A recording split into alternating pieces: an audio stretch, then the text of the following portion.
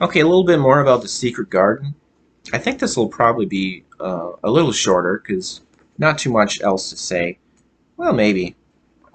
I just wanted to, well, first I wanted to, like, I noticed, because usually, pretty much every time I get a book, but right before I started, I look at the back to see how many pages it is. And then, like, I was just paging also toward the back of the book. Uh, and I saw So it said made in the USA, Moni, Illinois, the 5th of June, 2022. So I thought that was funny because that's pretty much right around the time that I purchased the book on Amazon. The 5th of June, 2022. So I was thinking, do they do they just wait until someone buys it and then they just print it up right away? Because that's what appears to have happened. There was another book that I got, a book about Greek mythology, that it was the same thing. It was just like in the back, it said this date that was like just a couple days after I bought it. So I thought that was weird. I never noticed that before. Like, this is a fresh book. It's fresh. Okay, so I wanted to. There's a there's a foreword in the front. The Secret Garden's Hidden Depths by Anna Clark. I'm not sure who Anna Clark is.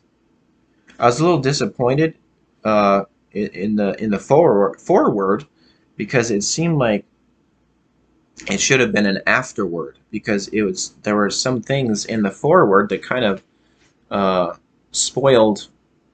They were talking about too much of what happened in the book. So I kind of like I already knew, like, when I was reading the book, I was already aware of some of the things that were about to happen because it was already talked about by Anna Clark in the foreword. So I think that should have been an afterword. That should have been at the end of the book. And okay, so there's some stuff in the back of the book here. Uh, okay, so about the Secret Garden. The Secret Garden was first published in book form in 1911. Set in England, it is one of Burnett's most popular novels and is considered a classic of English children's literature. The book's main character, Mary Lennox, is living in India with her uncaring parents when they are both killed in a cholera epidemic. She is sent to live with an uncle at his house in England. There she meets and helps her uncle's sickly son Colin recover his health. Several stage and film adaptations have been made. This edition includes the original illustrations by Charles Robinson that appeared in the British first edition and a foreword by Anna Clark. All right, so about Frances Hodgson Burnett. So there's a photo of her, the author, on the back here.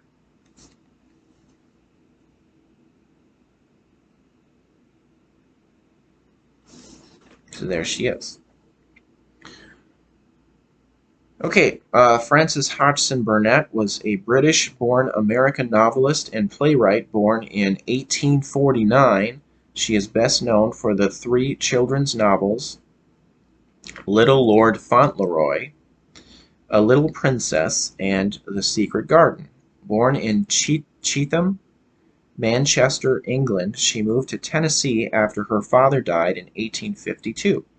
After her mother died, she married Swan Burnett and lived in Paris for 2 years. Returning to the United States, she began to write her novels, becoming well known after Little Lord Fauntleroy was published in 1886. She eventually bought a home in England where she wrote The Secret Garden. Returning again to the U.S., she settled in New York and died in 1924. Her books have been made into a number of movies. Yeah, I've heard this Little Lord Fauntleroy before, so I don't really know too much about that, but I have heard of that. I'm not sure about A Little Princess, though. Hmm.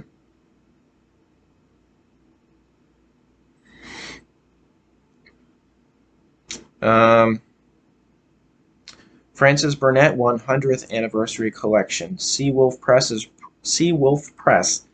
is proud to release the works of Frances Burnett to honor the 100th anniversary of the publication of her major works. During her career, she produced a number of books on a wide variety of subjects. Fonts common 100 years ago are used, and the format and illustrations from early editions are reproduced, recreating the feeling of reading the original book when it was published. Okay, so The Secret Garden. I guess that's all I have to say about it. I think I've said. Oh, I could have gone into more detail. Like when I first started, like trying to make notes about what to talk about in the book. When I was trying to talk about just the plot, just like what happens in the book. Like for one thing, I don't want to like ruin anything. Like if anyone like is like if someone's not aware of the book, and like I don't want to just like spoil too much of what happens in the book, like especially the ending. Like I don't want to ruin it too much. Like maybe I did a little bit, but so I was trying not to say too much, but for that reason to not want to ruin it. But I didn't want to like say too much because it was taking too long uh, to write all the notes. Like so, I got to one point where I was like, this is I'm focusing too much on things. I need to skip ahead. So I was trying to like just talk about like some of the characters in the book. So I could have talked about there's more that happened in the book that I could have talked about, but I wanted to uh,